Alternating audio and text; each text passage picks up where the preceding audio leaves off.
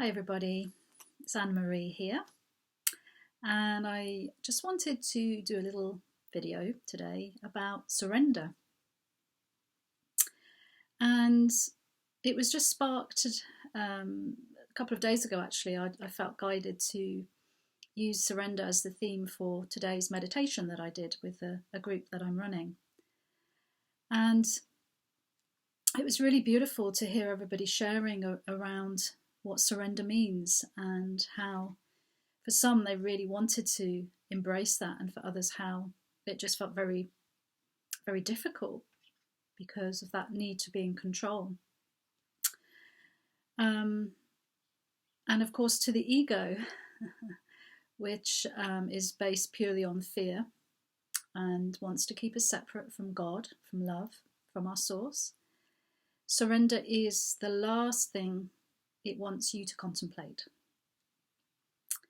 And so I just really wanted to look at this topic and to bring some light to it and to express a little bit of my own experience of what it's been like to surrender, ways in which to do that, and also how life changes when we decide to surrender.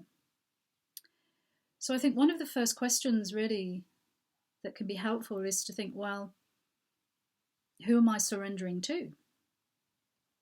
And I know it's certainly for me when I came across this concept, probably not necessarily with that word surrender as such, but more probably letting go of my way, if you like. It was very, very challenging because my whole upbringing and conditioning and society had been around having a plan, being in control, control of your own destiny, and you make life happen. You get to create everything. And within that, obviously at the time I didn't know that, but there was no room there for a creative flow, a inspirational flow, and ultimately to be guided by a loving presence. And again, call that presence whatever feels comfortable for you. God, universe, creator, Buddha, angels, higher power, infinite intelligence. I mean, in essence, the words really don't matter, but what you're comfortable with does, because we don't want it to be a block, whatever word you use, to opening up to this divine presence. And when I started this journey, I had no connection at all to that source. Because I assumed that it was religious, and I didn't want a religion, so I switched off. Then back in my mid-40s, life brought a lot of things to me to make me realise I needed to change and to surrender. And again, it was not a concept that I was happy with because I wanted to be in control. Anne-Marie knew best. But I was brought to my knees several times, and there came a point where I surrendered without knowing, but that was when my life changed. And I was standing in my bedroom. It was when my children were young. I mean, they're adults now, they're in their mid to late 20s, so they were very young, sort of 3 or 5, something like that. Very overwhelmed with life, busy, carrying a lot of grief from several bereavements I'd experienced, various things that I'd never had a chance to express. I felt overwhelmed. I felt stressed all the time. And life was, I was existing. I wasn't living. And anyway, this particular day is the day I called the falling, because there I was standing in my bedroom doing my usual headless chicken role, which I did very well. Perfect mother, superwoman, perfect wife, and all the rest of it. You know, all these labels I wanted to and thought were worthy. But I had this experience that I felt I was about to fall off a cliff into my death. It felt so real in the moment that it happened. And it scared the hell out of me. It was overwhelming. And I didn't know what was happening. I had no idea. It was all happened so quickly. And it shook me. I mean, it really, really shook me. And I screamed out, I shouted out, stop, I can't do this anymore. I've had enough. Help, or something to those words. I cannot remember the exact words, but it was along those lines. And it was in desperation, because that moment of feeling I was about to fall into my death, it was a real wake-up call. It really shook me. And then I kind of pulled myself together. The kids were around, and I thought, oh gosh, I've got to get back to life. And so I brushed it all off, didn't tell anybody, and just kind of got onto my stoic, way of living, get on with stuff. But that was the point that I saw. Probably it was only 5 or 6 years later when I actually correlated the change in my life from that moment when I screamed out. Because from that point, things changed, and certain things started to happen in my life. Things came along that took me on a different journey that I could not have orchestrated. I wasn't looking for. I didn't even know. And the journey that took me on was remarkable, but it was the start of my true spiritual awakening, although I didn't know that at the time, because I didn't even know what that meant. So that moment of what I call the falling was the surrender, my first real big surrender, when life was overwhelming and I screamed out and I'd let go for a moment. I dropped the guard, I dropped everything. But it was many, many years later that I began to see the correlation of that moment and then how my life unfolded. And there have been many, many, many more opportunities to surrender. And a lot of the time I did it kicking and screaming, holding on for dear life, because I believed I knew best. But what I've come to learn is that I know mind is the ego, who wants you to be in control. It wants you to live in fear. It wants you to live in judgment and blame and shame and lack and inferiority and you name it, all of that fear, ego-based stuff. And guilt is one of the biggies as well behind ego. And the opposite of that is love, is God, is source, which is joy, well-being, abundance, ease, grace, happiness. And that is our natural way. That is who we are, truly. And so when we come to the topic of surrender, it is who am I surrendering to? And it is to God. It is to this divine presence from which we came and which we will return and which we are always part of. And when we come to learn to trust that as our guide and truly surrender our life, and I mean everything, every part of our life, then everything really does take on a different perspective. And it is moment by moment. There is no planning. It doesn't mean we don't have plans in time, i.e. meeting people or getting somewhere. But that's what Eckhart Tolle calls clock time, which allows us to get to places or be certain places at a certain time. But the rest of the time, we are under God's grace and guidance. And this voice, this spirit, this intuition, gut feelings, knowing, we've all got it. There's no exception. It's whether we choose to tune into it and allow it to be our guide and allow it to orchestrate our life.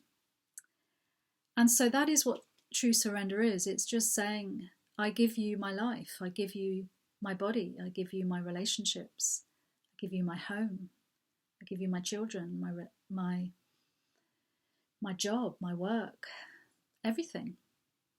And, I didn't do it all in one go. I can assure you it was increments. And it's very, very rare that someone completely surrenders in one moment and it's done. It's very rare because it's too excruciating. And we need to trust and learn to trust in this higher power and build a relationship with it.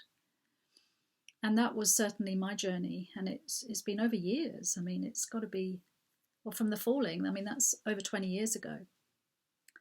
And then the undoing of my ego, the undoing of who I think I am. Until, there's a point now where I'm very happy to surrender my life and give it over. I'm not in charge. And it's such a relief. And I'm not enlightened. I'm not there yet, wherever there is. But every day I give to God. And my life looks very, very different now. But I feel more content. I feel happier. I feel more loving, more giving, softer. I laugh more. I also cry and let emotions out more, whereas before I would just suppress them all, or I would vomit them over everybody. Now I can be with my feelings and emotions and sit with God and give them to God, so that when I have a wobble or a moment of overwhelm, I don't deny it. I don't try and do a spiritual bypass. I just let it be. And I keep praying and asking for help, because I can't do this on my own. I need the guidance from Spirit and from God. And that surrender is radical, really, in how we see the world, where we're very conditioned to live in a certain way and achieve certain goals by a certain time of our lives. But to be truly free, when we allow our lives to be, as I say, guided by love and be inspired, my goodness, it really does look like a very different way of living. And I really believe that at this time, more and people are awakening to this and are wanting to embrace this way of living. And so if that's where you find yourself, I'd first of all just say, wow, thank you.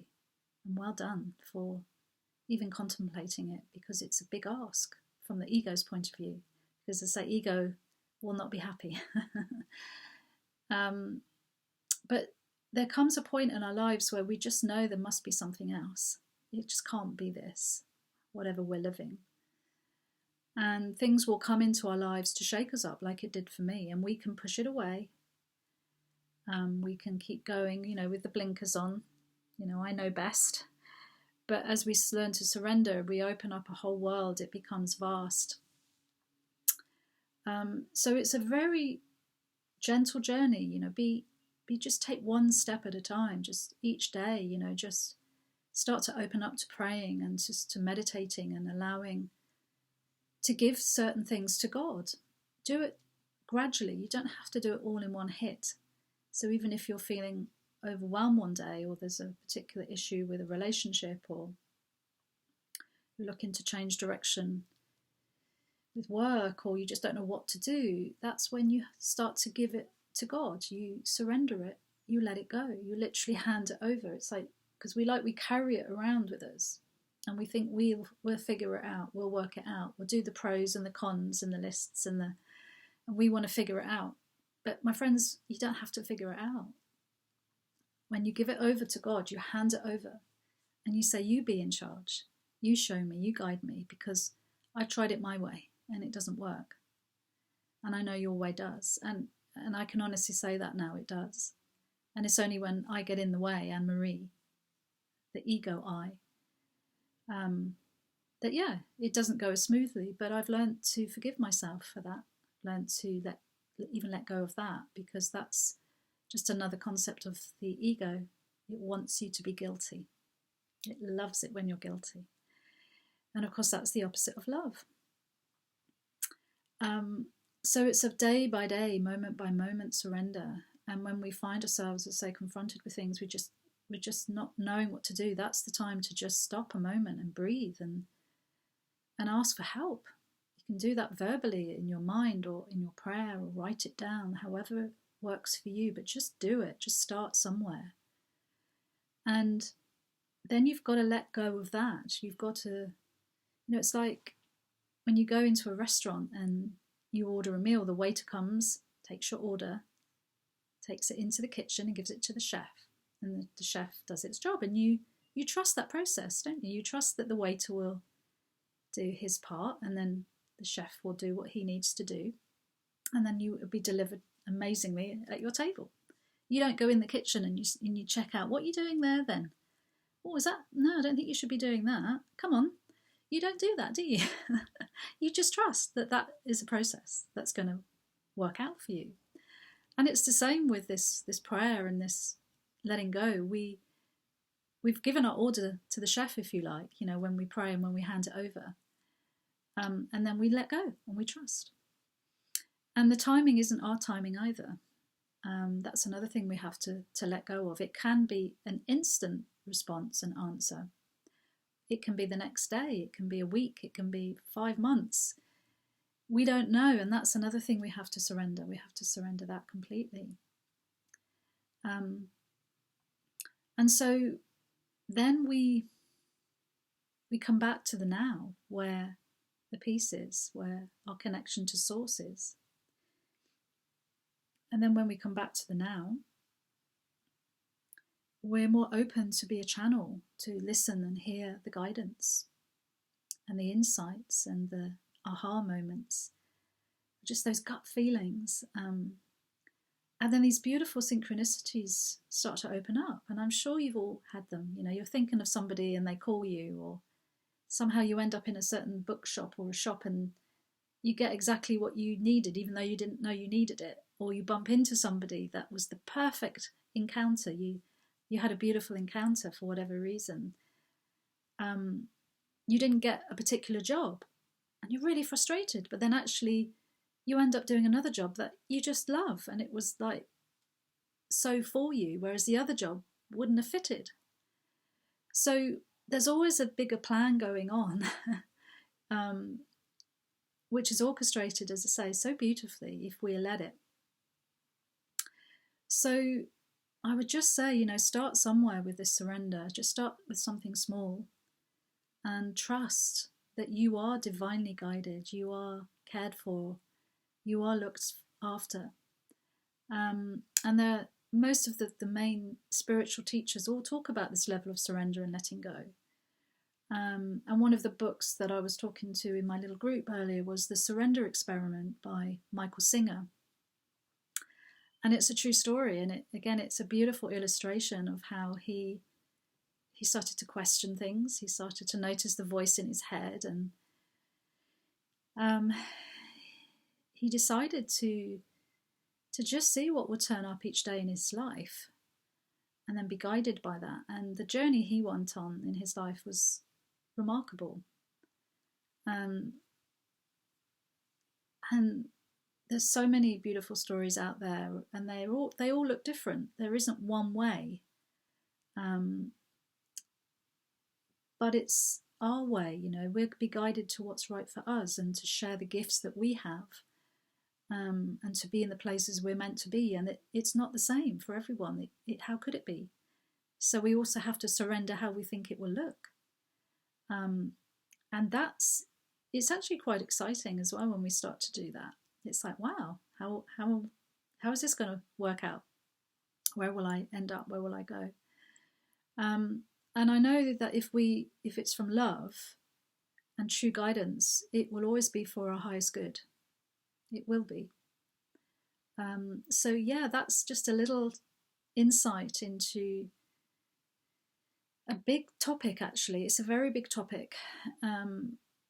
But if this is resonating with you, or you're starting to question your own life and realizing that you think you're in control of it and you want to control it all, and you're starting to see actually that doesn't serve me, or it ends up me being very angry when things don't go how I think they should go, or projecting all of my stuff onto other people and just not flowing. Or we become ill or stressed, because when we don't follow our true path, that's what happens. We gather all of this egoic stuff in our life, and It isn't a walk in the park when we follow the ego. It really isn't. But when we allow, as I say, love to guide us, it's literally a moment by moment journey that unfolds in the most exquisite ways that we don't know how. So yeah, I would just, sit with that and think, is there any resistance around surrender? Is there any fear? Is there any I know best mind, the I know mind? I know what's right for me. And be gentle with that, because that's what we were taught. It's, as I say, it's taken me years to drop that one. Just be aware that I've got this controlling mind, I know best, because I don't. I really don't.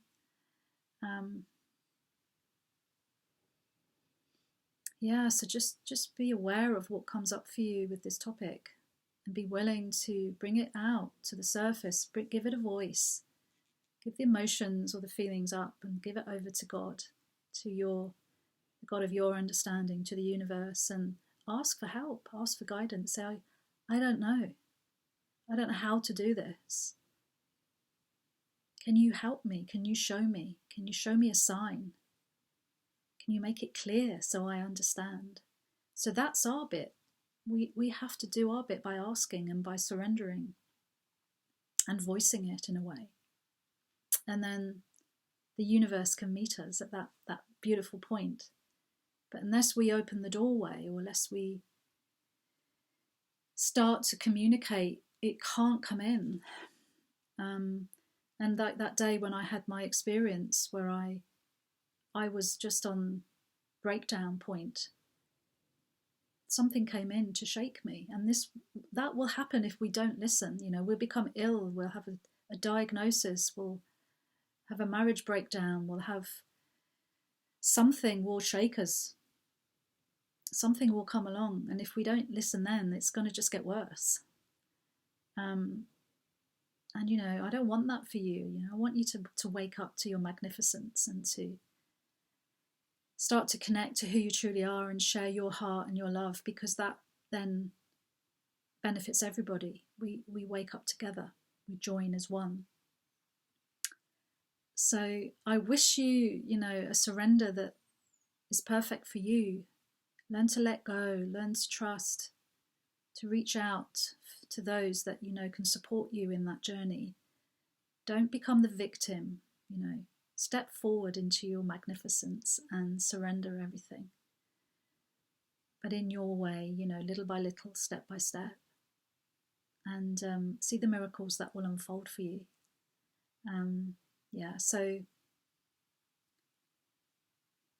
Just trust the guidance. Trust that what will come for you will come at the right time, what you need. And just keep surrendering every day, everything. Yeah, it's such a relief. So I send you great love, and thank you for being on this journey. And it's a wild ride, hey? But when we surrender, it's